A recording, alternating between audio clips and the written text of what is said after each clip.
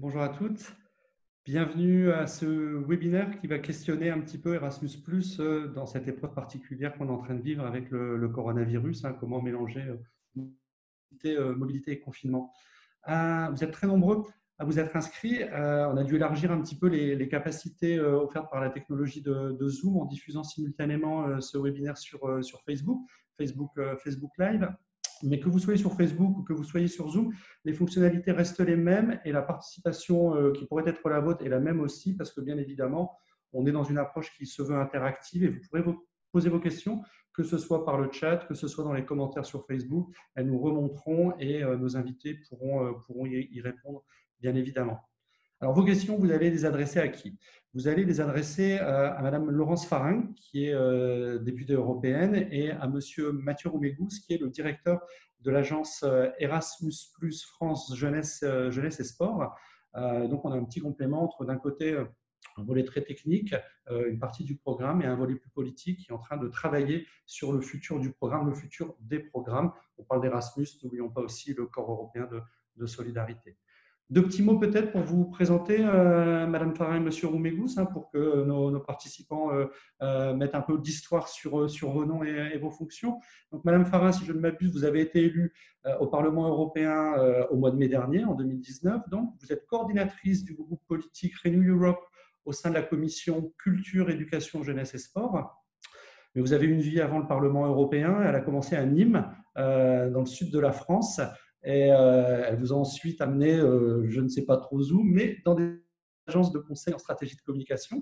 Vous avez travaillé pour des organismes et des institutions publiques locaux.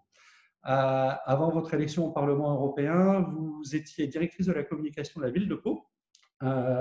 Vous avez aussi d'ailleurs été adjointe au maire entre 2014 et 2015, donc sous la mandature de François Bayrou. Vous êtes membre titulaire de la Commission de la culture, de l'éducation, de la jeunesse et des sports du Parlement européen. Vous êtes aussi suppléante de la Commission du développement régional et membre de la délégation du Parlement européen pour les relations avec l'Inde. Enfin, vous êtes responsable pour votre groupe politique des négociations pour le programme Erasmus+ 2021-2027 et en particulier auteur d'un rapport sur comment intégrer les programmes européens dans cette grande volonté qui existe aujourd'hui portée par le Pacte vert. Monsieur Roumégous, vous êtes administrateur territorial et vous avez très rapidement orienté votre carrière sur les questions européennes et internationales. Vous avez été en charge de l'international au sein de la direction de l'économie de la région Poitou-Charentes, chef du service Europe au département de la Seine-Saint-Denis. Vous avez géré une enveloppe de subvention globale du Fonds social européen et vous avez aussi contribué à la création et à l'animation du Centre d'information Europe Direct de Seine-Saint-Denis. Donc, les centres d'information Europe Direct, vous connaissez un petit peu.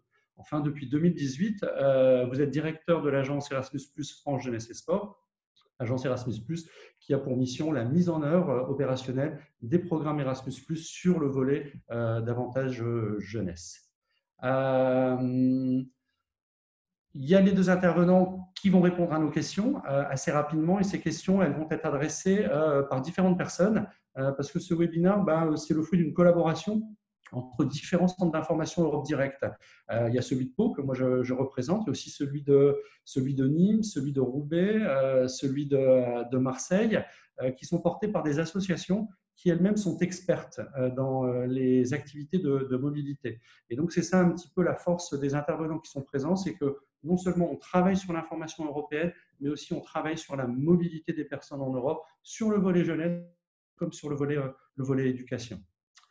Avant de commencer, je voudrais quand même dire un petit mot et un remerciement particulier à Madame Farin, parce que je travaille depuis quelques temps en tant qu'Europe Direct avec différents députés européens. Et honnêtement, c'est vraiment un plaisir, votre disponibilité, l'écoute que vous avez montrée, la constance dans les échanges que vous avez eus avec nous depuis que vous êtes élu. Et voilà, je voulais le dire parce qu'on a toujours l'impression que Bruxelles, Parlement, Commission, c'est un peu loin. Ce n'est pas tout à fait le cas et on a eu l'occasion déjà d'avoir plusieurs échanges. Et je trouve ça très bien que vous puissiez avoir ces échanges avec d'autres personnes. Je remercie aussi franchement M. Roumégous qui tout de suite s'est montré intéressé par l'événement qu'on était en train de porter, qui tout de suite a souhaité le rejoindre, participer avec nous et donc il nous permet d'avoir cet équilibre intéressant, cette nature complémentaire du regard que vous allez porter sur les questions que nous allons avoir pendant cette petite heure qu'on va passer ensemble.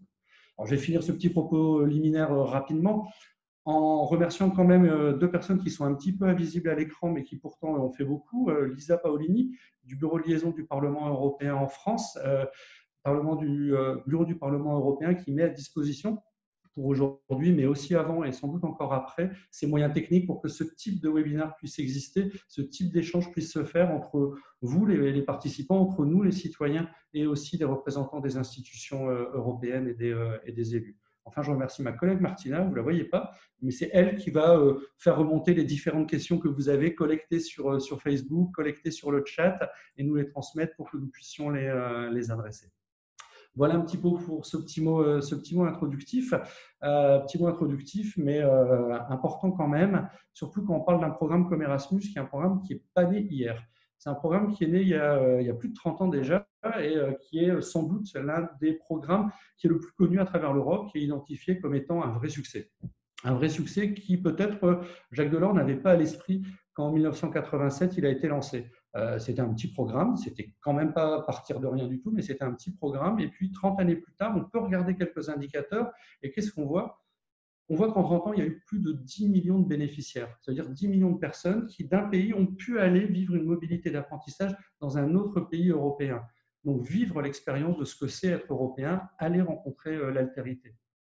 Ce programme, il marche tellement bien. En 2014, on lui a ajouté un plus. Erasmus est devenu Erasmus+, pour concerner non seulement les étudiants, mais aussi les élèves des écoles, des collèges, des lycées, les enseignants, les formateurs, les apprentis, les jeunes, les demandeurs d'emploi. La liste est relativement longue parce que c'est un programme qui est inclusif. Et je pense que le côté inclusif d'Erasmus+, participe sans doute de son succès. Alors, son succès se manifeste de plein de manières différentes. Je pense que tout le monde a entendu parler de ce million de bébés Erasmus. Alors, on sait que les chiffres et la méthode qui a été employée pour le calcul est soumise à caution. Mais bon, ça révèle quand même quelque chose. Ça révèle l'impact qu'a un programme sur des personnes, peut-être dans leur intimité individuellement, mais aussi sur une société. C'est-à-dire que davantage de personnes, allemandes, françaises, italiennes, tchèques, slovaques, lettonnes, se sont rencontrées et ont décidé de nouer un avenir commun. Peut-être que dans l'esprit des fondateurs de ce programme, il y avait un petit peu de cela, participer à la création d'une Europe. En tout cas, un autre indicateur qui est intéressant, c'est que 85% des jeunes qui ont fait un volontariat affirment mieux connaître, comprendre, partager les valeurs européennes, affirment aussi se sentir plus européens. Je pense que c'est une donnée qui est intéressante à avoir à l'esprit quand on est dans des périodes où parfois on sent des relents du passé, des souhaits de quitter, des interrogations sur le bien fondé de faire chose commune au niveau européen. Cette approche du développement du sentiment européen, qui est aussi quelque part se rendre compte qu'on a un mode de vie qui est commun, il est reprécisé par Margaritis Schinas, le vice-président de la commission chargée de la promotion du modèle de vie européen, qui dit que grâce à Erasmus, partout en Europe, les gens se connectent, échangent et apprennent lorsqu'ils participent à des activités transfrontalières dans les secteurs de l'éducation, de la jeunesse et du sport. Erasmus+ est une grande réussite commune et nous devons nous efforcer d'aller plus loin, avec plus de participants, plus de mobilité, plus de diversité, plus de possibilités. Je suis assez d'accord avec vous, monsieur le vice-président. D'ailleurs, si on va regarder la lettre de mission qui a été remise à la commissaire en charge de l'innovation et de la jeunesse, la bulgare Maria Gabriel, on peut y lire qu'elle est en charge de la négociation pour le triplement du budget d'Erasmus+, c'est-à-dire le porter d'un budget actuel de 14,7 milliards à près de 45 milliards d'euros. Oui, mais voilà, ça c'était une lettre de mission qui date du mois de septembre ou octobre, c'était il y a 6 mois, il y a 8 mois, c'était avant le coronavirus, c'était il y a une éternité. Où est-ce que nous en sommes de ces sujets alors que toute l'Europe est à l'arrêt, que le coronavirus nous frappe? Qu'est-ce qui va devenir du financement des programmes tels que Erasmus+, et puis bien évidemment du corps européen de solidarité? Où en sont les négociations budgétaires? Comment d'ailleurs l'Union européenne va-t-elle se doter d'un budget? Comment associer crise sanitaire et mobilité? Comment ça se passe concrètement pour les jeunes qui sont en mobilité actuellement? Quelles sont les priorités actuelles? Est-ce que le programme va continuer à exister? Est-ce que les ambitions budgétaires annoncées vont rester les mêmes? Est-ce qu'elles vont s'adapter à cette réalité économique qui semble nous frapper?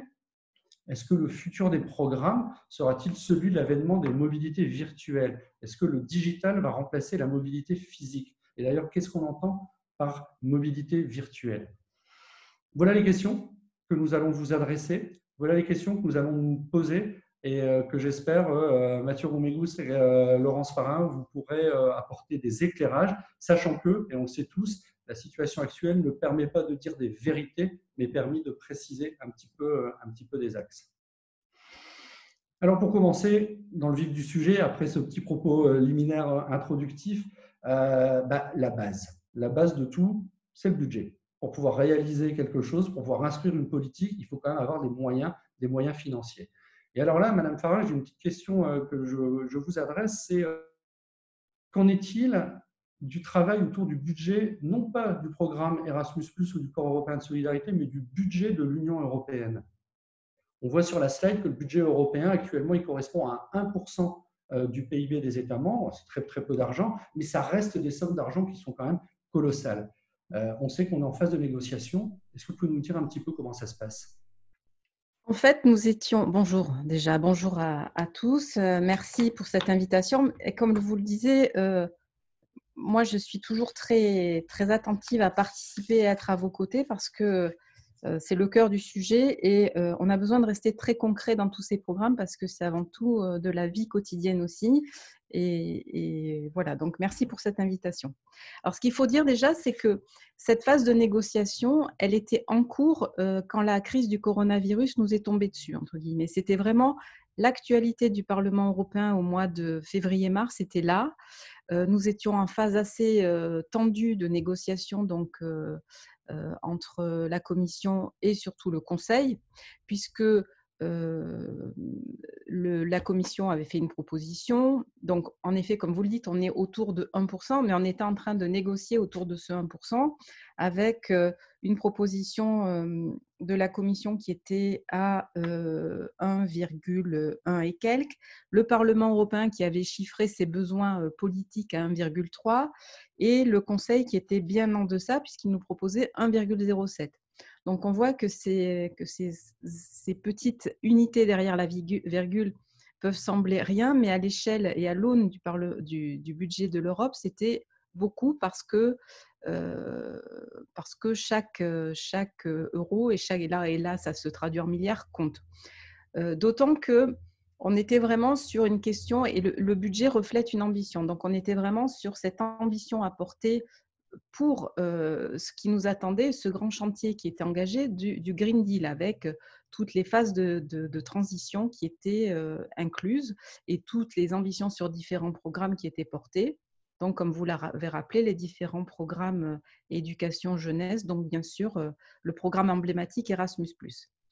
Cette crise du coronavirus, elle a bien sûr bouleversé la vie de tout un chacun et elle a bouleversé ses réflexions en cours parce qu'on est passé de ce budget d'ambition à un budget qui doit mesurer l'état de notre solidarité européenne et par là même l'état de notre Union européenne.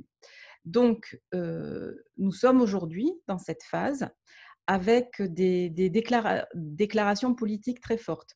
Nous avons voté il y a environ 15 jours une résolution liée au Covid-19 sur la politique de relance qui incluait pour beaucoup ce que nous nous donnions comme feuille de route et comme mission et ce que nous voulions poser sur la table des chefs d'État européens, qui était vraiment ce besoin d'affirmer l'ambition européenne et cette solidarité à travers la reconquête notamment de souveraineté en matière de santé, mais aussi de comment nous allions faire face à les ravages économiques qui nous attendaient par-delà la crise sanitaire.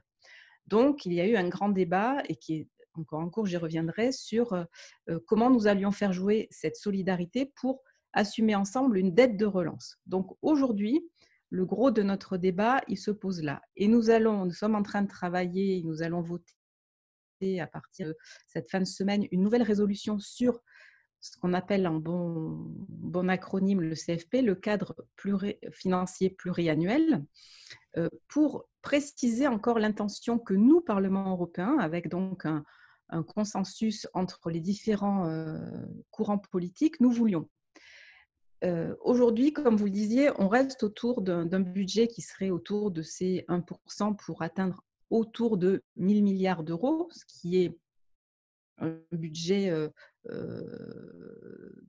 normale qu'on veut accroître le plus possible. Pour information, donc on était sur le précédent exercice à 960 milliards d'euros, donc sur la période 2014-2020, puisque nous avons des budgets sur 7 ans, donc à 28 États, là où aujourd'hui nous ne sommes plus que 27, mais bon, les PIB ont jusqu'alors cru. Donc on a cette question, et puis derrière, on se bat, et en tout cas on veut imposer à la Commission et surtout au Conseil un fonds de relance pour faire face à cette crise du coronavirus, un fonds de relance qui peut être fait de différents instruments financiers, donc un fonds qui devrait être abondé lui aussi à hauteur de 1 000 milliards et financé et qui permettrait de pouvoir lever des obligations, donc on va entrer dans des phases un peu compliquées, d'encore 1 000 milliards. Donc en fait, l'objectif du Parlement européen, c'est d'avoir aujourd'hui le budget le plus étoffé possible autour de ces 1 000 milliards et plus, et à la fois de constituer ce fonds de relance qui peut nous permettre de lever encore des obligations pour mutualiser la dette, et donc demain, sous forme de subventions et aussi de prêts, pouvoir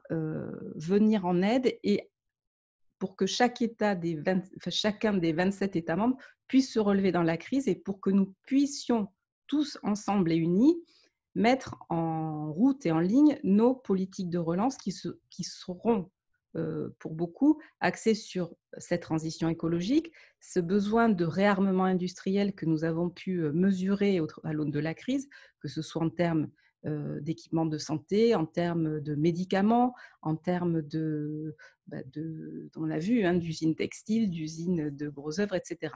Donc, le changement de débat, il a été du tout au tout. C'est-à-dire qu'on est passé, je vous dis, de cette ambition pour doper le budget à doper le budget, mais aussi mettre des ressources demain en commun pour affronter la dette. Et au-delà de ça, pardon. Est-ce que vous pensez qu'on aura un budget qui sera validé, que le cadre de financement pluriannuel, le CFP pour les 7 ans, c'est quelque chose qui sera validé dans les prochains mois ou C'est la grande question. C'est la grande question parce qu'en fait, comme bien sûr, tous nos programmes doivent commencer en 2021. On a tous les programmes sur la table. On a la PAC, on a les fonds de cohésion, on a ceux qui nous concernent plus directement, Erasmus+, notamment. Aujourd'hui, cette phase de négociation, on voit que ce ne sont pas des petits sujets.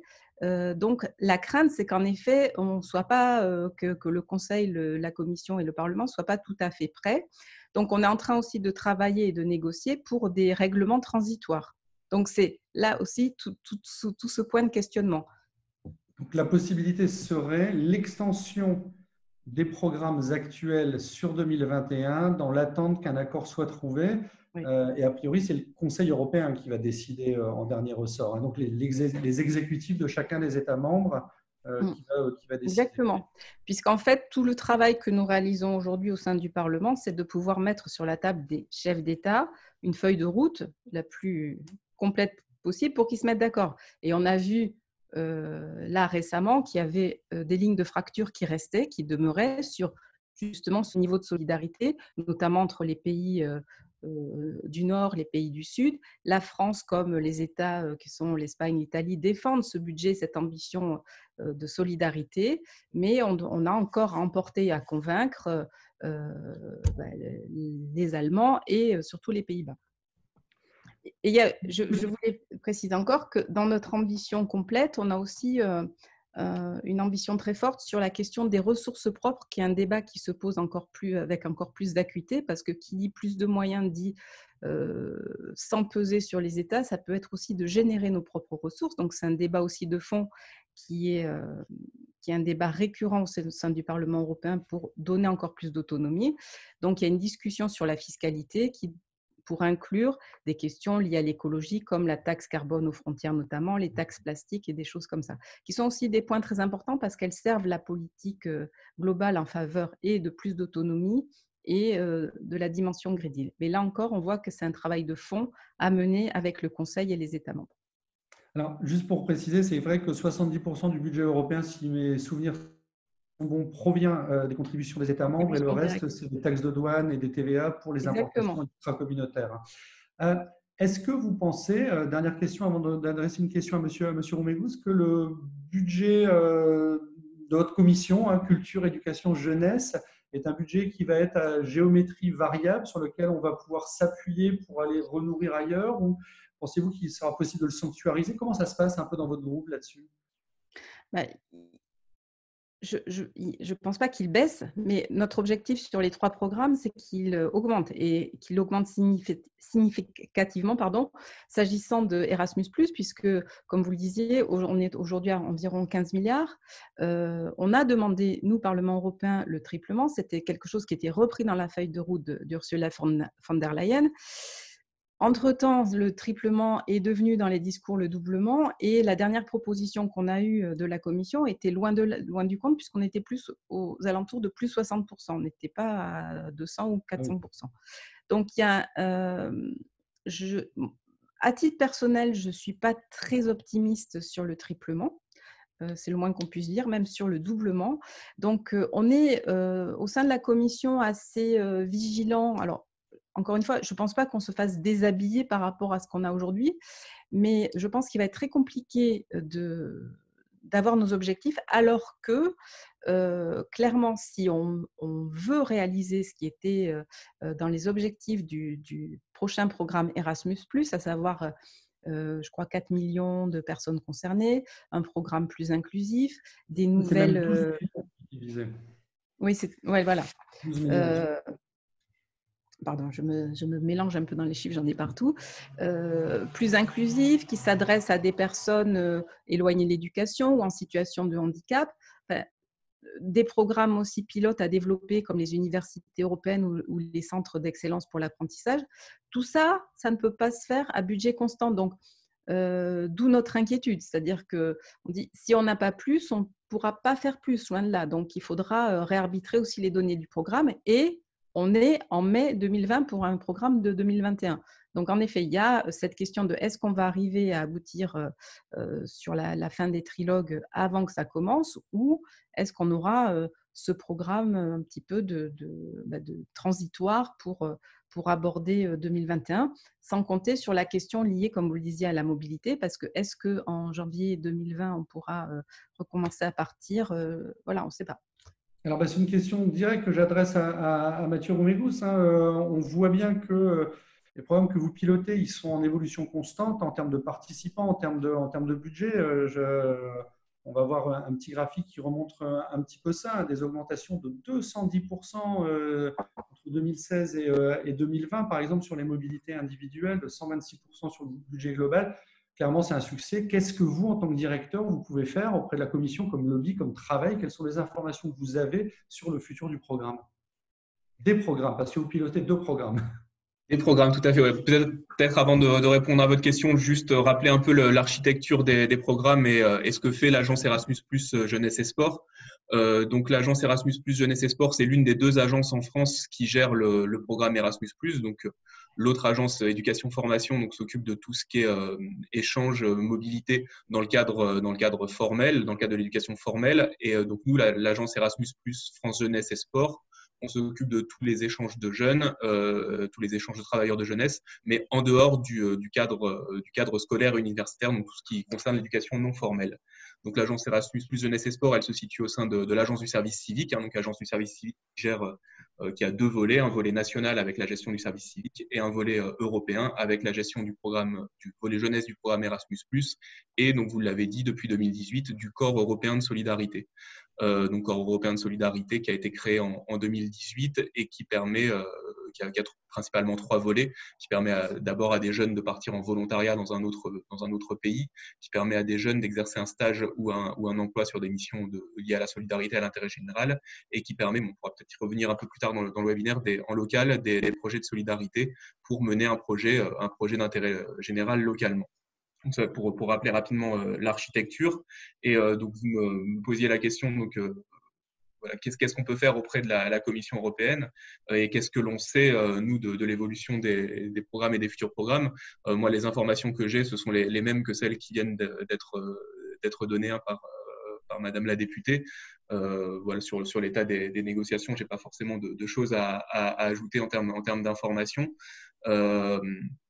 Ce que je peux dire en tant qu'agence, et nous, ce que l'on fait remonter à la Commission européenne, c'est les différents succès que l'on peut voir sur ce programme, succès, sur les bénéfices que peuvent en tirer les jeunes qui participent au programme, à la fois au volet jeunesse du programme Erasmus+, et au corps européen de solidarité, faire remonter tous ces succès et tous les besoins qu'on peut avoir sur le territoire, et toutes les ambitions que peuvent avoir le programme sur les territoires. Et comme le rappelait Madame la députée, ces ambitions, ça nécessite forcément, ça ne peut pas forcément se réaliser à budget constant, et ça nécessite forcément des moyens supplémentaires pour pouvoir satisfaire les différentes organisations et les différents jeunes.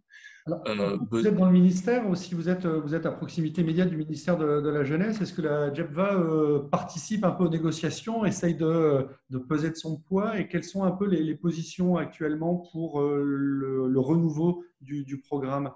On essaie de demander plus Oui, alors tout à fait. Donc, on est effectivement au sein du ministère. Déjà physiquement, on partage le bâtiment avec la JEPVA, la Direction Jeunesse, Éducation Populaire, Vie Associative. C'est aussi notre autorité nationale, notre tutelle. On est sous la tutelle du ministère de l'Éducation et de la Jeunesse. Et donc, je dirais que le ministère de la Jeunesse, de l'Éducation nationale et de la Jeunesse, participe de cela par deux biais. Premier vecteur, ils sont aussi au cœur des négociations et en discussion très régulière avec la Commission européenne pour faire remonter les priorités nationales. Dans les priorités nationales, il y a notamment le fait que les programmes soient encore plus inclusifs qu'ils ne sont actuellement, qui profitent davantage à des jeunes défavorisés, des jeunes, ce que la Commission européenne appelle les JAMO, les jeunes avec moins d'opportunités. Donc ça, c'est une priorité forte qui est portée par la France et à notre autorité nationale. Et autre participation du ministère de la Jeunesse, c'est aussi au niveau des territoires, au niveau des concentrés, au sein des services des directions régionales de la jeunesse, de la cohésion sociale et des sports. On a ce qu'on appelle des REJ, des référents Europe et international pour la jeunesse. Je crois qu'il y en a qui sont parmi les spectateurs et que je salue amicalement, et qui participent aussi du développement du programme et qui font en sorte que les programmes soient utilisés sur l'ensemble du territoire, soient connus par l'ensemble des acteurs et des jeunes, et ça participe du succès du programme. Et ce sont aussi des expériences locales réussies qui peuvent être ensuite remontées à la Commission européenne pour participer du succès général du programme. Alors, c'est vrai qu'on a une inquiétude en ce moment parce qu'on voit bien, et petite transition à destination de Charles Fotzé, qui représente le Centre d'information Europe Direct de Roubaix, et l'association ADIS, qui est un acteur majeur de la mobilité des individus et des JAMO en France. Comment ça va se passer avec cette fermeture des frontières et comment ça fonctionne, quoi? Je vous laisse la parole, Charlotte, pour questionner là-dessus. Oui, c'est clair que c'est une question aujourd'hui qu'on se pose. Enfin, je ne sais pas si vous avez des réponses, vous, de votre côté, mais en tout cas, c'est effectivement quelle va être la perception vraiment de la mobilité là pour la suite de la situation de crise. Parce que actuellement, par exemple, je n'ai pas trouvé les chiffres pour la France parce que c'est encore trop récent. Mais du coup, je me base sur les chiffres, nous, au CIED de la 10. Sur 74 participants donc, à la mobilité au début du confinement, il y en a 29 qui ont du coup été rapatriés ou qui ont dû écourter leur projet parce qu'ils étaient à la fin 2-3 semaines, et donc voilà, ça s'est terminé plus tôt, et 45 participants qui, eux, sont toujours dans leur pays d'accueil, donc qui sont toujours en mobilité, entre guillemets, mais qui sont confinés dans leur pays. Du coup, aujourd'hui, c'est quelque chose... Là, les personnes sont parfois en questionnement sur est-ce que je dois continuer ma mobilité ou pas, mais c'est aussi une question que les personnes extérieures qui avaient pour projet de partir en mobilité peuvent se poser, se dire est-ce que moi je dois partir, est-ce que j'ai la possibilité de partir, et puis du coup est-ce que cette mobilité, finalement la mobilité européenne, elle sera accessible rapidement, est-ce qu'elle sera de nouveau possible dans les mois qui viennent? Alors, en sachant qu'effectivement, oui, quand on envoie des personnes en mobilité, que tous les CIAD ici présents, en tout cas, on sait qu'on assure la sécurité du participant. Là, en l'occurrence, on s'est chargé du rapatriement, notamment des personnes qui ont été rapatriées. On s'assure de la sécurité au quotidien des personnes qui sont encore sur place. Il y a le respect des consignes sanitaires qui est toujours rappelé et tout ça. Mais tout ça pose question pour les personnes vraiment qui ont un projet encore de partir pour la suite, les prochains mois. C'est vraiment comment est-ce que on peut envisager une mobilité aujourd'hui? Qu'est-ce que l'Union européenne, du coup, peut mettre en place? Est-ce qu'il y aura des éléments, par exemple, de communication sur la revalorisation, la resensibilisation des citoyens européens à la mobilité? Est-ce qu'il y aura des mesures un peu prises par rapport à ça ou pas encore, ou c'est pas encore pensé, réfléchi, parce que c'est encore assez récent? Je, je vous laisse... Alors, répondre Si je un peux, peu. si je peux vous dire un mot là-dessus, je pense que, comme vous dites, l'Union européenne, en tout cas côté Commission, et c'est ce que vous avez vécu, elle a vraiment travaillé sur deux choses qui étaient le rapatriement en relation avec tous les organismes, je sais plus, 165 000, je crois, participants au programme de mobilité. Donc, c'était la première chose, avec une partie, en effet, des personnes qui ont pu rester sur place, d'autres qui, même en étant rapatriés, ont pu poursuivre leur programme parce que les moyens techniques et le fait qu'il existe des plateformes éducatives en fonction de leur lieu d'accueil étaient possibles, et puis ceux qui se sont arrêtés. Donc ça, c'était la première chose, partie urgence. Deuxième partie, c'était le report aussi des différents programmes, hein, sur tous les programmes éducation-culture, que ce soit Erasmus+, ça vous l'avez aussi touché du doigt, j'imagine, mais Creative Europe aussi. Il y a un report. Alors, qui dit report dit que finalement, ça va aller, on va se remettre dans une file d'attente un peu plus loin avec les gens qui vont vouloir partir en 2021. Donc, ça pose question. Mais franchement, aujourd'hui, la question de quand est-ce qu'on repart, je crois qu'elle se pose au-delà de l'échelle Erasmus, pas Erasmus, Corps européen de solidarité, c'est au plan de la société, hein.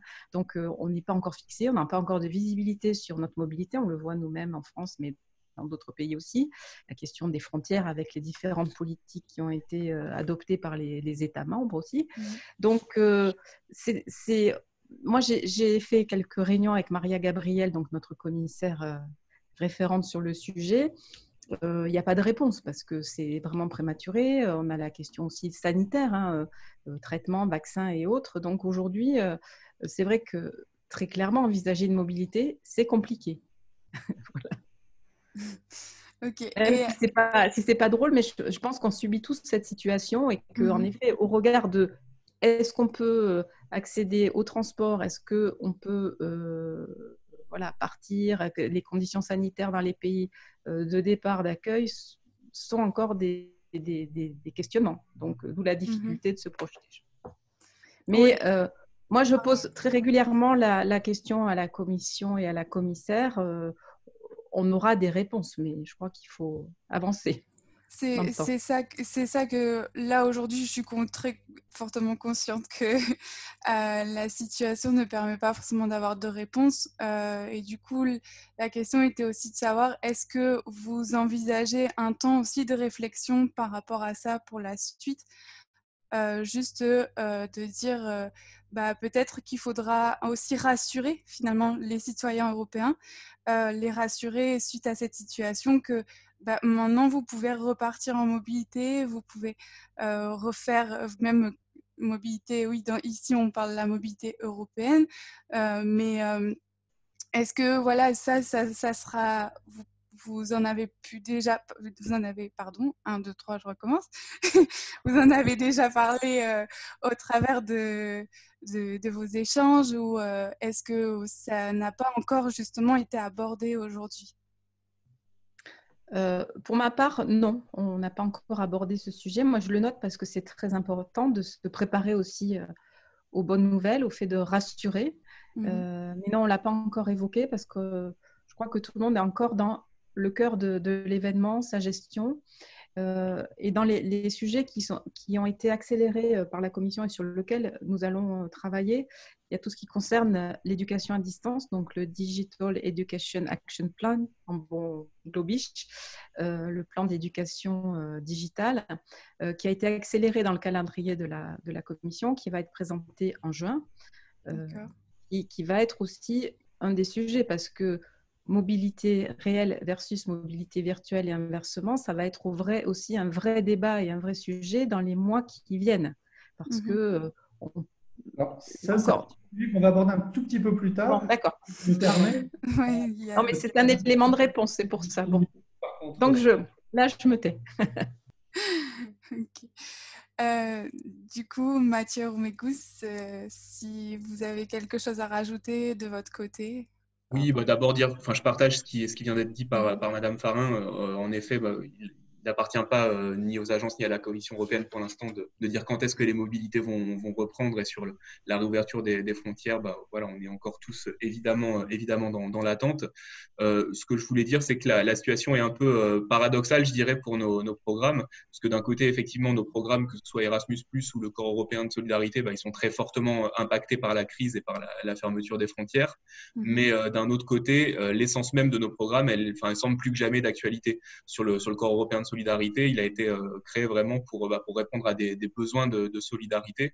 Et on sent que ces besoins, ils sont de plus en plus forts, et a fortiori dans cette période de crise sanitaire. Donc, j'aurais tendance à dire qu'on a vraiment besoin de nos programmes, que ce soit Erasmus et le Corps européen de solidarité. Ça vaut aussi évidemment pour le service civique. Donc, il y a ce besoin de ces programmes-là, mais ils sont impactés par la crise, et ça semble, ils rencontrent des complications de mise en œuvre, en tout cas actuellement. Et juste pour compléter ce qui a été dit précédemment, effectivement, donc la Commission européenne a mis en place un certain nombre de possibilités pour adapter ou répondre aux questions qui peuvent se poser actuellement. Enfin, voilà ce qui a été dit. Un certain nombre de projets ont dû être terminés plus tôt que prévu. D'autres sont suspendus et sont éventuellement en attente de reprise. Donc là, il y a beaucoup de possibilités de flexibilité qui ont été mises en place, avec notamment la possibilité de prolonger chacun des projets de 12 mois pour faire en sorte qu'ils puissent avoir lieu plus tard. Un certain nombre de coûts qui peuvent être pris en charge du fait des cas de force majeure que l'on rencontre actuellement. Donc là, ce qu'ont fait les associations, c'est vraiment se rapprocher évidemment de l'agence pour voir ce qui est possible et ce qui ne l'était pas. Et peut-être aussi, donc, en réponse à la question sur l'avenir, comment est-ce qu'on se projette à l'avenir, ce que l'on peut observer, en tout cas moi ce que j'ai observé récemment dans le tissu associatif français, c'est que les associations, les porteurs de projets n'ont pas perdu leur engouement pour la mobilité européenne et internationale.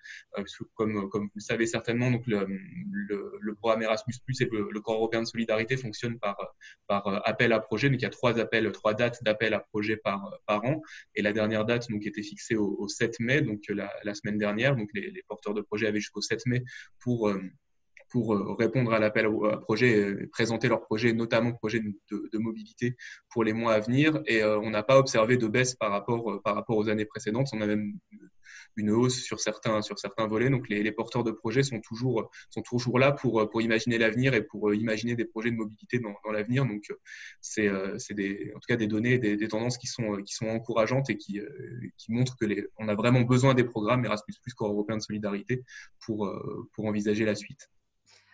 Alors, juste, je me permets, il y a une dernière question qui vient du public. Du coup, on pose la question si, du coup, il y aura une certaine souplesse de la part de l'agence suite au fait que, justement, il y a, voilà, des circonstances font que aujourd'hui, il y a des situations, la situation ne permet pas de réaliser les projets comme convenu, etc. Du coup, je n'ai pas le contexte, mais je suppose que c'est dans ce sens-là. Est-ce que du coup l'agence permettra une certaine souplesse à ce niveau-là, pas suite à la situation pour l'après-Covid et voilà.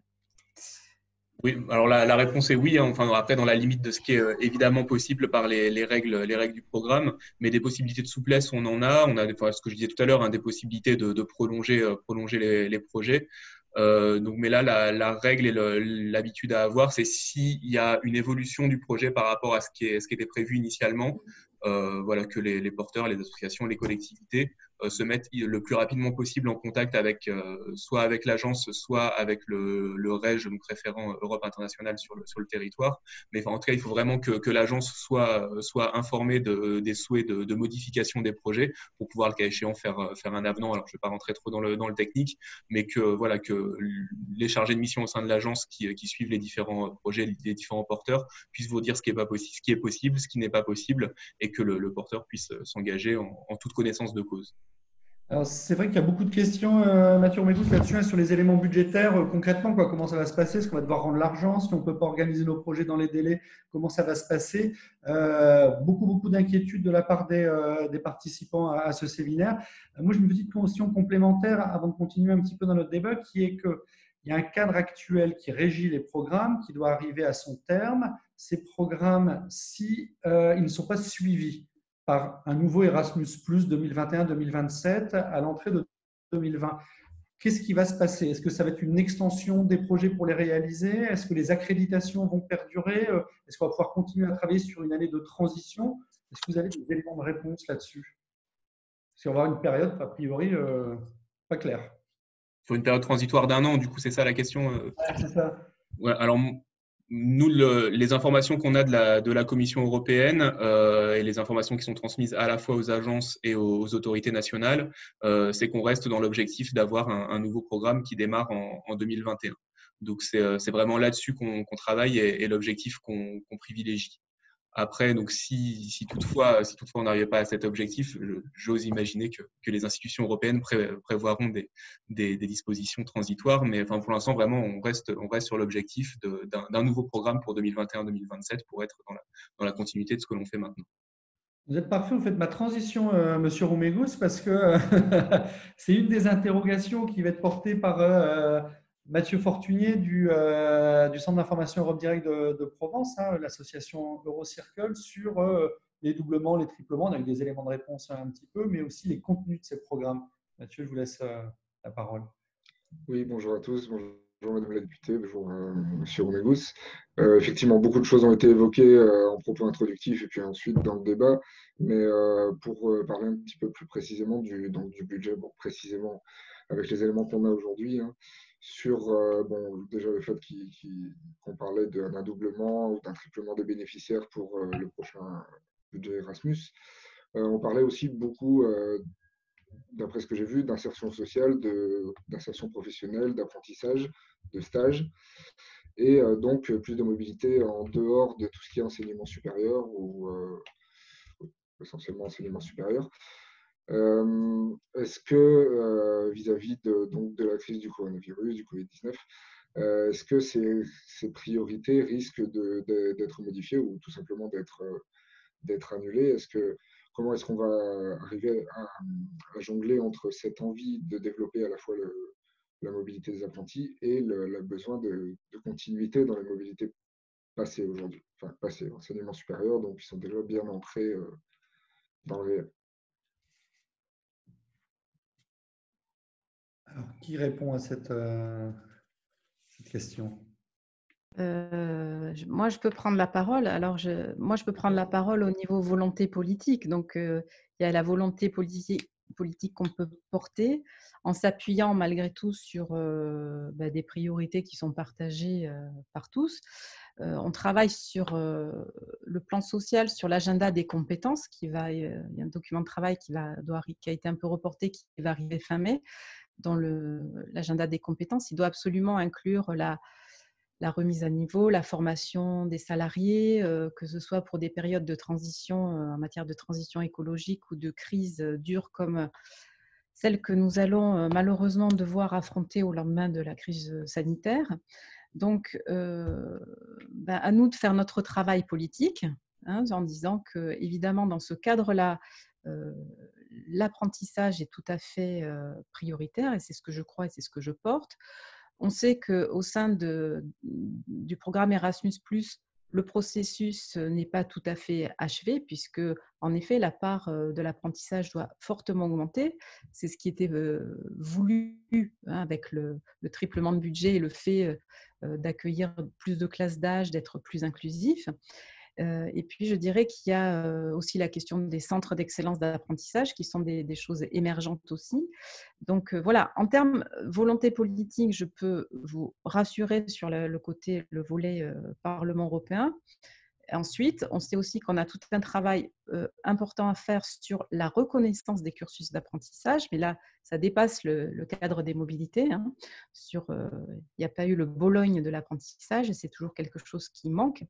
Moi, je suis en contact étroit avec Jean Arthuis, qui avait porté ça en son temps, et on continue à discuter ensemble. Donc, voilà, c'est quelque chose qui doit aussi être porté et défendu. Donc, je vous dis, volonté politique du côté du Parlement allié, en tout cas, moi, je l'incarnerai.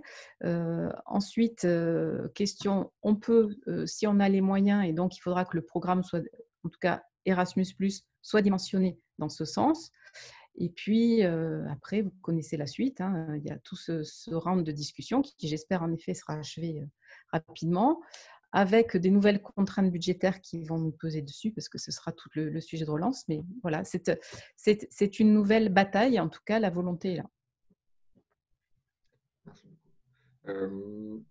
Peut-être sur le corps européen de solidarité, est-ce qu'il va continuer à compléter le programme Erasmus? Est-ce qu'on a déjà des éléments là-dessus? Est-ce que ça restera un programme Alors, dans les programmes, c'est un programme distinct, c'est ce qui est déjà très bien, parce que le fait qu'il ait sa vie propre est une reconnaissance. Comme le disait M. Roumégous, je pense que le corps européen de solidarité, il prend aujourd'hui, a fortiori, à l'aune de crise comme celle que nous vivons, tout son sens. Donc là encore, je n'ai pas entendu quelques remises en question, que ce soit, bien au contraire. Peut-être même qu'il devra être renforcé et surtout reprécisé, notamment sur ces dimensions de santé. Je crois que d'ailleurs, il y a certaines personnes qui étaient en mobilité qui se sont réorientées vers des actions de solidarité liées au coronavirus. Mais on voit que tout dispositif de solidarité, dès lors qu'on n'a pas il n'y a pas de vraies compétences et de vraie coordination sanitaire en Europe, c'est quelque chose qu'on appelle de nos voeux parce qu'on a vu que c'était indispensable. On voit aussi que le corps européen de solidarité peut être tout à fait un outil supplémentaire. Et donc, en ce sens, et là encore, je vous parle de mon point de vue, qui ne vaut pas le point de vue de la Commission, du Conseil, etc., et est un élément à défendre absolument. Et votre point de vue, Monsieur Roumégous, là-dessus aussi, ouais, sur le corps européen? Sur le corps européen de solidarité, point de vue évidemment partagé. Donc, il est bien prévu qu'il reste un programme distinct pour la période 2021-2027. Et je confirme ce que dit Madame Farin. Il est important que ce programme perdure, puisqu'il répond, il permet de répondre pleinement aux enjeux qui se posent actuellement. Et juste pour donner quelques précisions aussi sur ce qui vient d'être dit, effectivement, des volontaires en corps européen de solidarité actuellement ont pu soit réorienter leur projet, soit se rendre disponibles pour mener des actions de solidarité pleinement liées à la crise actuelle. Sans rentrer trop dans le détail, mais on a quelques volontaires, par exemple, qui se sont rendus disponibles pour apporter du soutien pédagogique à distance, par exemple. D'autres qui ont apporté leur soutien pour la confection de masques. Donc, beaucoup d'exemples et beaucoup de jeunes volontaires européens qui se sont rendus disponible pour répondre aux problématiques actuelles. Et sur le corps européen de solidarité aussi, pour indiquer en quoi il permet pleinement de répondre aux enjeux actuels, il y a le troisième volet du corps européen de solidarité que je citais en introduction, le volet projet de solidarité, qui permet en fait à des groupes de jeunes, des groupes formels ou informels de jeunes, de minimum 5 jeunes, de se regrouper, d'imaginer ensemble un projet d'intérêt général à l'échelle locale, et donc du coup de bénéficier de subventions européennes au titre du corps européen de solidarité pour cela. Et ça pleinement, on ne peut que penser que dans le cadre à la fois actuel, mais dans le cadre aussi dans l'après-crise sanitaire et dans la crise économique et sociale qui risque d'intervenir, ce besoin de solidarité, ce besoin d'action de solidarité sera plus que jamais nécessaire. Donc c'est encore une fois un autre exemple et un autre aspect du dispositif qui permet de dire qu'il faut absolument que ce dispositif perdure et que ses moyens augmentent dans les années à venir. J'ai une question récurrente sur les accréditations et labellisations, justement, hein, pour le Corps européen de solidarité pour 2021. Est-ce que vous avez des éléments de réponse à apporter? Là, ça tourne, c'est une question qui est redondante depuis D'accord. le début du Ouais. webinaire. Donc, pour préciser la question pour éventuellement ceux qui ne sont pas forcément tous au fait de cela au sein des spectateurs. Donc, en fait, donc, KA1, ce sont les échanges de jeunes et la mobilité des travailleurs de jeunesse. Et donc, pour la période 2021-2027, la Commission européenne propose de changer de système et d'avoir, en parallèle du système actuel qui existe, donc c'est le système que j'expliquais tout à l'heure, des associations, des collectivités, des porteurs de projets qui répondent à chacun des rounds d'appel à projets. Là, d'avoir un nouveau système, un système d'accréditation. Donc, les associations se verraient accréditées pour la période du programme et celles qui bénéficieraient de l'accréditation pourraient faire des demandes de financement simplifiées de manière annuelle. Donc ça, c'est l'objectif de la Commission européenne pour le futur programme sur lequel l'agence évidemment travaille. Et en termes de timing qui est annoncé par la Commission européenne, c'est qu'il faut que les accréditations soient faites avant le premier appel à projet du futur programme, donc avant l'appel à projet de février 2021, donc ce qui veut dire tout un travail d'accréditation dans les mois qui précèdent, donc au second semestre de l'année 2020. Donc ça, c'est sur le timing sur lequel on est actuellement. Nous, côté agence, on reste sur ce timing puisque c'est toujours l'objectif qui est annoncé par la Commission européenne. Donc, on continue à se préparer pour rester dans cet objectif-là. On n'a pas d'informations quant à un décalage de cela. Donc, tant qu'on n'a pas d'informations sur un décalage, on continue à rester sur cet objectif-là. OK. Et idem pour le CES. Du coup, une petite info là, parce qu'il y en a qui ont envie d'écrire des projets, qui ont envie de travailler sur des labellisations. Il y a l'appel à projet European Youth Together qui est sorti aujourd'hui, qui a été lancé aujourd'hui et qui justement fait la part belle à comment dans le travail de jeunesse, ces volets-là, on arrive à mieux intégrer les problèmes liés par le coronavirus, comment on arrive à travailler à distance aussi. C'est aussi un des points que Michael Stange de la Maison de l'Europe de Nîmes et Centre d'information Europe Direct Occitanie, Baronne, Cévennes, si je ne m'abuse, va questionner parce qu'on parle beaucoup de mobilité virtuelle. Est-ce que c'est ça le devenir du programme, Michael? Oui, merci. Merci à Pau. Voilà. Ici à Nîmes, donc c'est la question aussi qui est revenue beaucoup dans le chat. Qu'est-ce que ça veut dire mobilité virtuelle? Donc, disons, pendant le confinement, on a assisté, nous tous, on a expérimenté des nouvelles formes de contact, de liens, etc. Donc, on a fait des réunions d'équipe en visio. Les maisons de l'Europe, les centres d'information Europe Direct ont organisé des fêtes de l'Europe via des Facebook Live samedi dernier pour quand même commémorer les 70 ans du plan Schuman.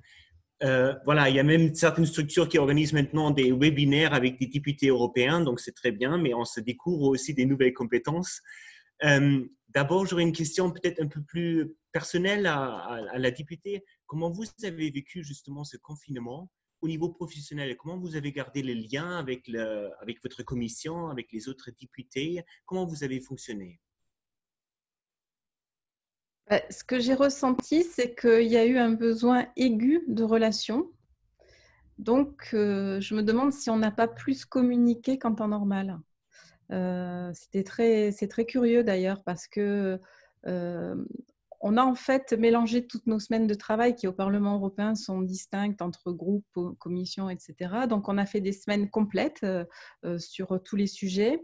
Le travail a continué vraiment de manière très intense parce que on s'est mis un peu dans la position de la tortue pour faire face à cette crise et je pense que chacun là où il était, je ne parle pas que du Parlement et de mon rôle, avait besoin de se dire qu'est-ce qu'on peut faire là par rapport à ce qui nous tombe dessus et qu'il y a une adaptation très rapide. Et je dois dire que moi, j'ai été même très surprise de la capacité d'adaptation du Parlement européen, qui est une énorme machine et qui n'est absolument pas faite pour le travail à distance, qui nous a permis dès fin mars de voter à distance. Vous voyez, donc j'ai senti qu'il y avait l'urgence de continuer et de réagir.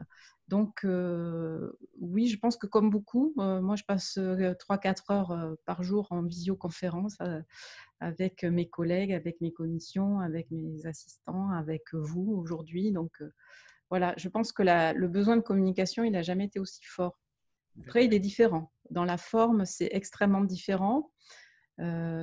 C'est parfois frustrant, c'est pas idéal, mais et puis on peut pas s'en satisfaire. Donc, je pense, enfin moi, il me tarde de revenir à une vie normale, mais ça a joué son rôle et je pense que ça fonctionne très bien. Mais Voilà justement, pour la première partie de ma réponse. aussi pour la suite, Madame la députée, vous avez vous avez des députés dans votre groupe parlementaire des 27 pays membres. Vous n'avez pas l'occasion de vous voir tout le temps. Est-ce que vous pensez justement que les moyens qui nous sont donnés via le numérique, qu'on teste actuellement beaucoup massivement, est-ce que ça va perdurer aussi? Je ne suis pas sûre. Je pense ils doivent se justifier. Ils doivent se justifier. Alors, il y a plusieurs raisons qui se justifient, soit par l'obligation, comme celle que nous vivons aujourd'hui, soit par des prises de conscience autres qui peuvent être liées aussi au besoin de moins impacter la planète par nos déplacements.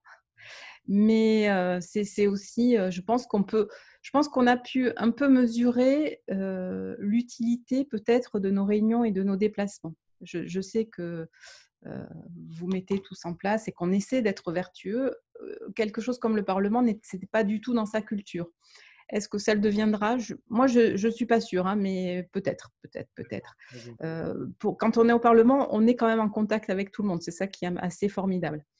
Ce que je voulais dire, c'est que je vais peut-être un peu griller une chose que je voulais dire avant, c'est que je vous regarde pour voir si je n'ai pas dit de bêtises, Monsieur Deck, je viens de travailler sur un rapport sur le greening, donc l'intégration de la dimension écologique durable dans les programmes éducation-culture du Parlement européen.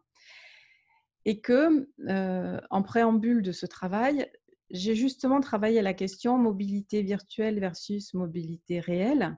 Je travaillais avec le service d'études du Parlement, j'ai travaillé avec mes propres convictions aussi en disant il n'y a rien qui remplace la mobilité réelle parce que, notamment dans les programmes que vous menez, les programmes Erasmus+, il n'y a pas que l'éducation concrète, matérielle. Il y a aussi tout ce qui se passe au-delà, tout ce qui se passe en dehors, l'immersion dans un autre milieu, le contact avec d'autres cultures, avec d'autres façons de vivre qui sont là.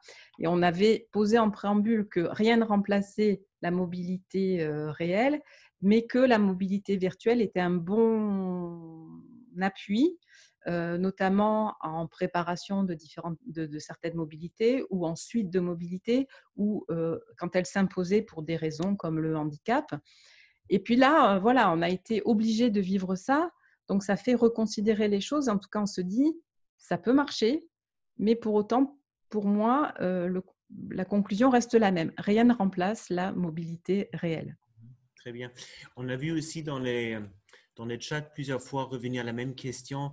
Que signifie mobilité virtuelle? J'aimerais me retourner aussi vers l'agence Erasmus, Mathieu, à Paris. D'abord aussi la question dans votre équipe, parce que là, nous avons beaucoup de professionnels qui nous suivent aujourd'hui. Comment l'agence Erasmus, justement, a continué à travailler pendant le confinement? Est-ce que là, les outils numériques vous étaient utiles? Alors oui, les outils numériques étaient effectivement très utiles. Donc l'agence a continué à être opérationnelle évidemment pendant le confinement et c'était plus que nécessaire pour pouvoir accompagner efficacement les porteurs de projets. Donc voilà, on a utilisé les outils numériques type visioconférence, audioconférence, voilà, de manière assez classique.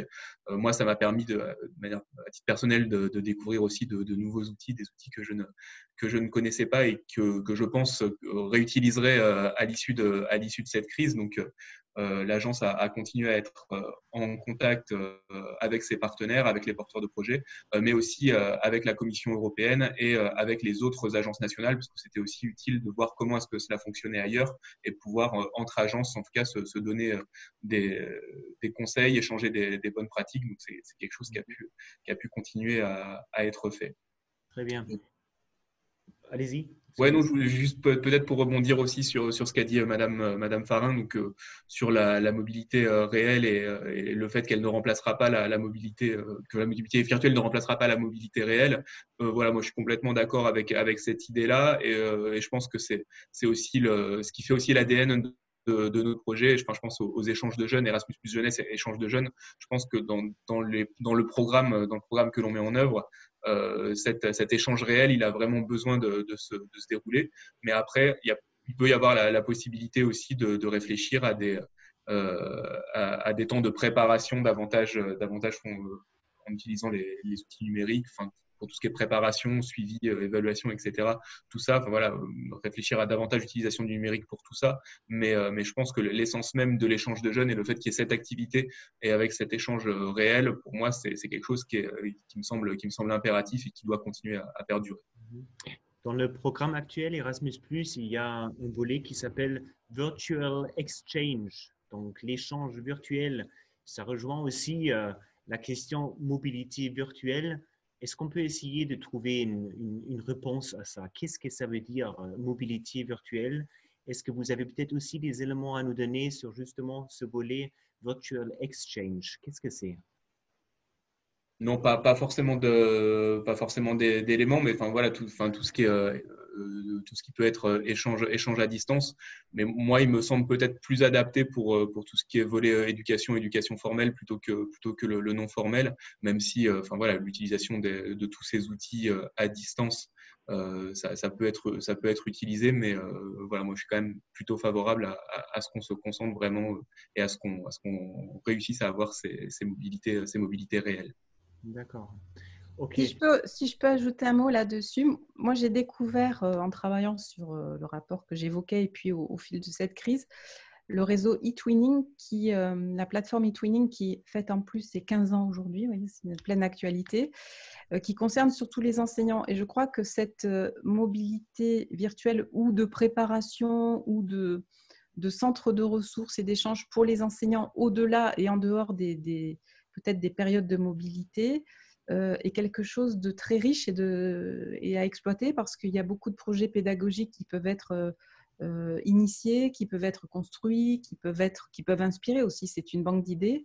Donc, voilà des outils qui sont aussi, sans remettre en question la mobilité réelle, qui peuvent être peut-être plus largement diffusés, connus et pratiqués. Parce que je pense qu'ils peuvent aussi, dans la question de l'inclusion, ils peuvent concerner beaucoup plus de monde. Ils peuvent déjà permettre aux enseignants d'avoir cette ressource. Ils peuvent permettre de bâtir des projets sur les publics des écoles primaires. Voilà, donc c'est des clubs sportifs, pourquoi pas. Enfin voilà, c'est beaucoup, beaucoup plus large. C'est évident que ce point-là, il est relativement prégnant, c'est le rôle de l'accompagnement, de la préparation à la mobilité et parfois ce qui va être visé avec certains publics, peut-être effectivement comme avec une école primaire, voire une école maternelle. Il y a déjà eu des échanges avec des écoles maternelles, peut-être traiter sans la mobilité physique dans un premier temps, parce que tout peut-être ne peut pas se faire en bougeant, et puis on doit quand même avoir un minimum de conscience sur l'impact carbone que ça génère, quoi. Tout le monde le sait, on a des mobilités qui réunissent des gens des quatre coins de l'Europe pour un jour de travail. Je pense qu'il y a des pratiques qui nécessitent d'évoluer dans ce volet, que effectivement la question de la mobilité virtuelle à ce moment-là, elle prend toute sa place. Par contre, effectivement, et c'est redit pas mal dans les questions, hein, le rôle essentiel de l'accompagnement, le rôle essentiel de la présence, de la rencontre, de l'échange, je pense que c'est l'esprit d'Erasmus. Je pense que Erasme aurait quand même fait son tour de l'Europe, même s'il avait vécu à l'époque d'Internet, quoi. Il ne serait pas resté dans ses Pays-Bas, il se serait promené, il serait allé voir d'autres pays, il aurait construit sa pensée philosophique. Ce qui en a fait quelqu'un qui nous montre un peu une voie, c'est parce qu'il a rencontré des gens, il a vécu des expériences. Donc, il y a un petit écueil aussi sur l'excès de la mobilité virtuelle qui nous enferme. Oui. Bon, Benoît, Mathieu, si vous permettez de rebondir, c'est un peu l'élément qu'on se posait comme question essentielle dans la préparation de ce webinaire. Justement, il y a deux éléments actuellement qui influencent la mobilité. Il y a d'abord cette priorité des priorités qui est le pacte vert, c'est-à-dire réduire mobilité, etc. Et puis, nous sommes en confinement. Il y a des États qui ferment actuellement les frontières. Et nous sommes en train, les maisons de l'Europe, les centres Europe Direct, de promouvoir, de continuer à vendre la mobilité européenne. C'est ça ce qui est compliqué actuellement. Donc, je ne sais pas comment vous, l'agence Erasmus, mais aussi au niveau du Parlement européen, quel message aurez-vous à nous faire passer auprès des citoyens ici? Ouais, effectivement, je suis d'accord, c'est un débat qui est compliqué et qui, voilà, qui est très large et qui pourrait se poser en dehors de périodes de crise sanitaire et de périodes de confinement, hein. Comme vous le dites, hein, c'est en termes d'impact carbone, c'est une question qu'il faut effectivement se poser. Mais il y a plusieurs aspects à prendre en compte. Effectivement, parfois, c'est possible d'avoir ces échanges virtuels ou ces échanges à distance, hein, dans ce que Mathieu Deck présentait, donc préparation, accompagnement à la mobilité.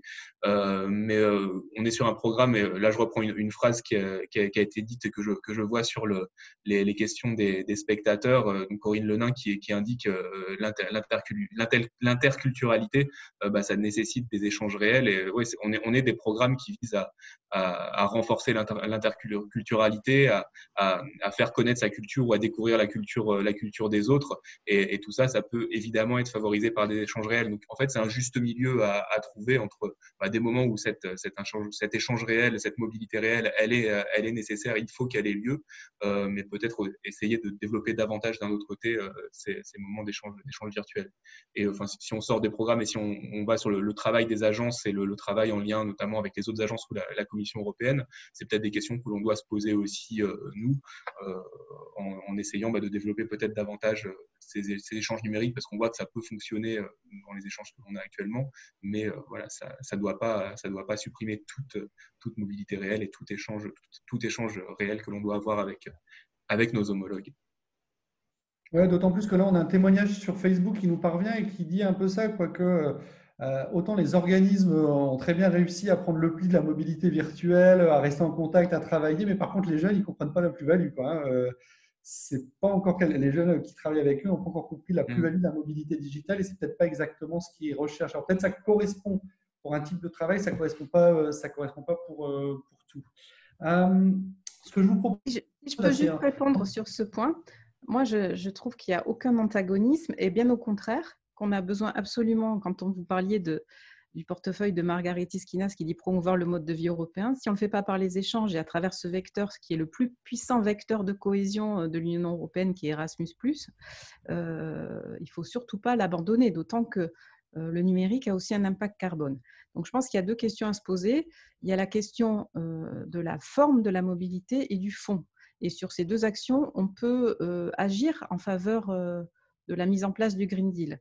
Sur la forme, ça peut être la manière de voyager. On sait qu'il y a des alternatives qui peuvent être posées pour inciter au déplacement par le rail quand c'est possible. Encore une fois, il ne faut pas faire d'exclusion parce que certains ne peuvent pas se déplacer par rail en fonction.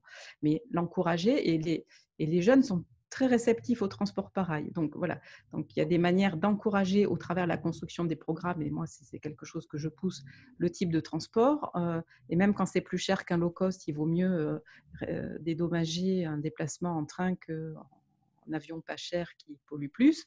C'est un premier exemple. Il y a aussi le fait de reconnaître un certain nombre de bonnes pratiques. Donc ça, on peut travailler sur la forme des mobilités pour qu'elles soient plus vertueuses. Et puis, sur le fond et l'objectif des programmes, il y a Erasmus ou le Corps européen de solidarité ont beaucoup à apporter pour le progrès du Green Deal, parce que le Green Deal, là aussi, c'est une culture qui doit se former entre Européens sur les manières de vivre, d'avoir une relation à son environnement, dans sa vie quotidienne, à travers ses déplacements. Un jeune, quand il arrive en mobilité, il faut qu'il se demande comment il va se déplacer dans la ville, comment il va trier ses déchets, comment il va faire ses courses. C'est des questions qui se posent et qui sont vraiment des facteurs d'éducation pédagogique très importants. Et puis, il y a aussi les sujets sur lesquels ils vont porter. Je sais qu'il y a déjà beaucoup de projets qui portent sur l'aspect environnemental. Ils pourront être encore développés, encore encouragés. Et là aussi, c'est source de progrès. Et puis, on sait qu'on a besoin, on parlait des apprentis et des compétences, des questions qui vont se poser sur les formations partagées en termes de transport, transition écologique, chauffage et autres. Donc là encore, c'est un atout. Et là, on va retrouver presque les compagnons du devoir et les tours d'Europe des compagnons pour s'apporter des savoir-faire. Donc, surtout, ne culpabilisez pas de faire des programmes de mobilité, au contraire. On ne culpabilise pas parce qu'il y a aussi la plus-value, il y a toujours le ratio coût-efficience, hein, le cost efficiency, qu'aime bien la Commission européenne. Il y a quand même aussi le besoin d'avoir ces activités d'éducation, d'accompagnement, de développement d'une citoyenneté. On s'inscrit pleinement dans les piliers de l'UNESCO. Un des 4 piliers est quand même le savoir-vivre ensemble. Donc, si on veut qu'il y ait un Green Deal à l'échelle de l'Union européenne, il faut d'abord qu'il y ait une Union européenne. Pour qu'il y ait une Union européenne, il faut quand même qu'il y ait des gens et que ces gens soient convaincus de l'Europe. Pour qu'ils le soient, il faut qu'ils aillent voir leurs voisins. Donc, convaincus, on l'est. Ça, c'est sûr. Monsieur Roumégout, c'est une petite question parce qu'il y a pas mal de choses qui reviennent là-dessus et on va sans doute, on arrive sur la fin de notre heure d'émission.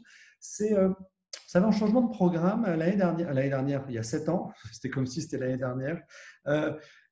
Le programme jeunesse a failli passer à la trappe. Après, il a été question de faire passer à la trappe les structures qui faisaient la préparation au départ, que c'était plus nécessaire, etc.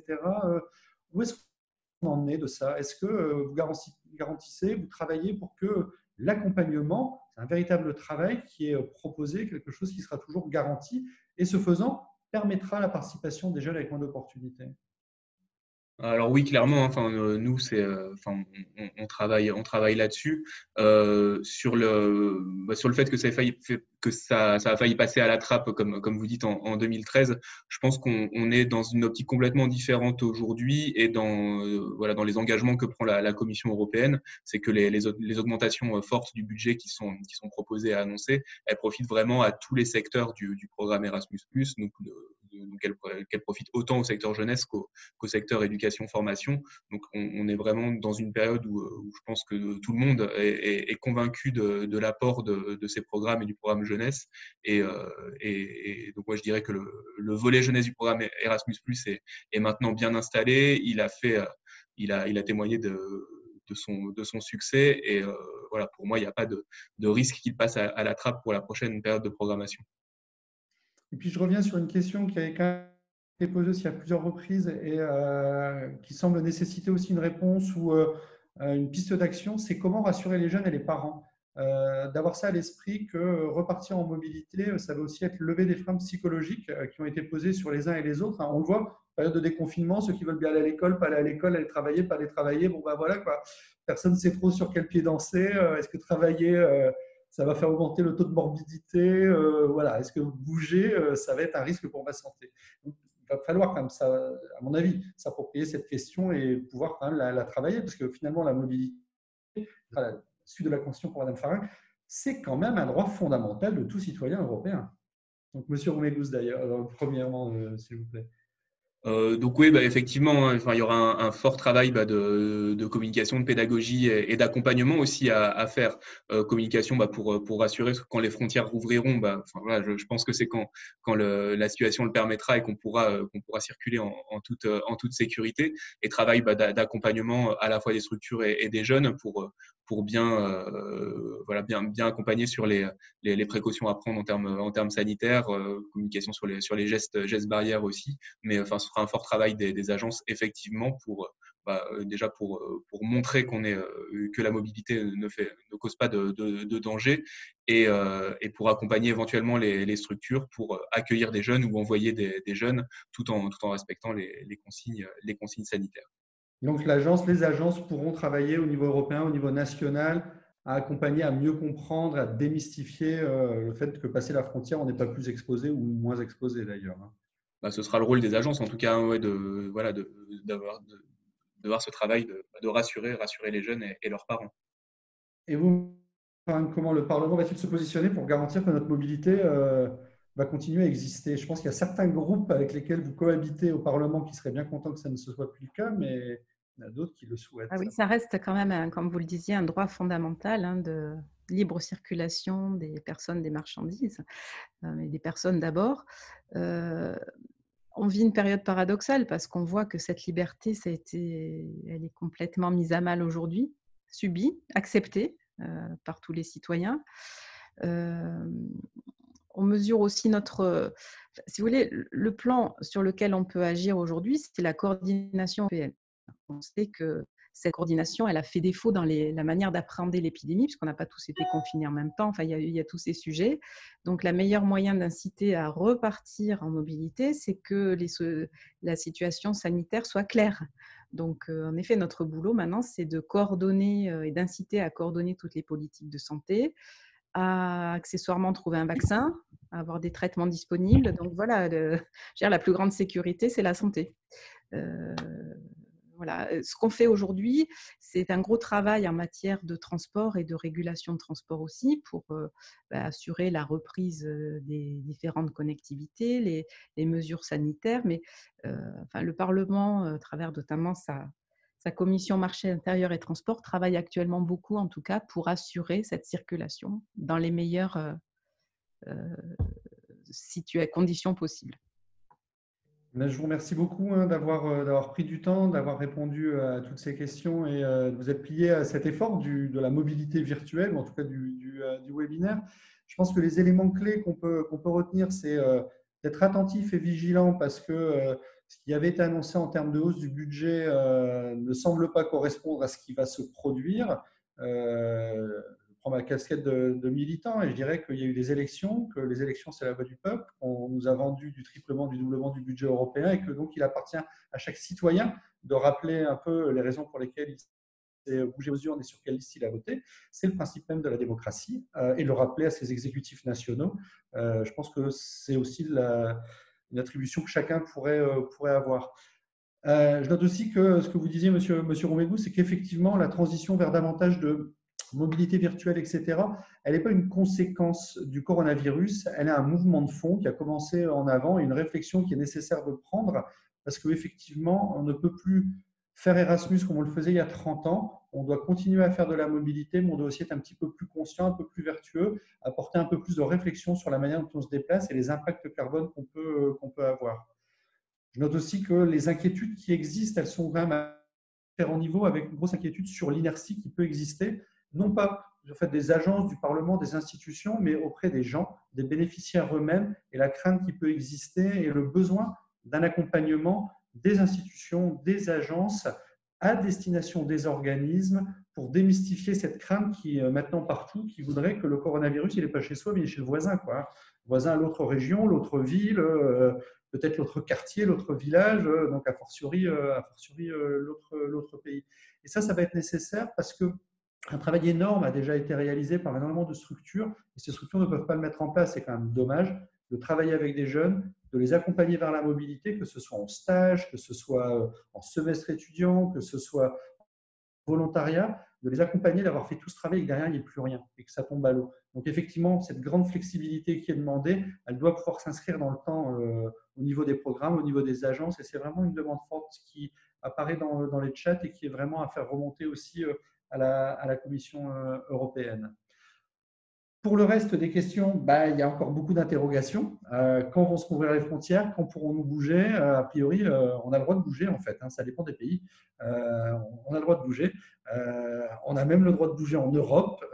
Parfois, c'est un peu compliqué pour entrer dans un pays. Parfois, c'est un peu compliqué pour sortir d'un pays. On a le droit de bouger et ce coup par coup, il ne favorise pas effectivement la clarté pour les uns et les autres. Et comme vous l'avez dit, Madame Farin, c'est vraiment nécessaire d'être coordonné au niveau des États membres, coordonné au niveau des programmes, pour avoir à un moment donné un feu vert pour relancer convenablement les choses, même si on se doute bien que le risque Covid n'aura pas disparu. Voilà un petit peu les mots de conclusion que je voulais avoir pour faire un petit tour de ce qui a été dit au cours de cette heure et quart. Et puis un dernier petit point, c'est qu'il y a des gens qui nous ont suivis depuis Belfast, il y a des gens qui nous ont suivis depuis l'Italie. J'ai vu un partenaire italien qui s'est manifesté ici. Donc je pense qu'on a eu un webinaire qui lui-même était une action de mobilité virtuelle parce que des participants d'autres pays européens étaient présents parmi nous. Merci beaucoup, Monsieur Romégou. Merci beaucoup, Madame Farin. Merci, Mathieu. Merci, Michael. Merci, Charlotte. Merci à tous. Et je vous souhaite une excellente fin de soirée. Et je vous rappelle que le podcast de ce webinaire sera disponible sur le site d'Europe Direct de Pau et des Pays de l'Adour et sans doute sur ceux de nos partenaires de cette action. Bonne soirée. Merci Bonne soirée. Bonsoir. Merci, au revoir. Au revoir. Au revoir.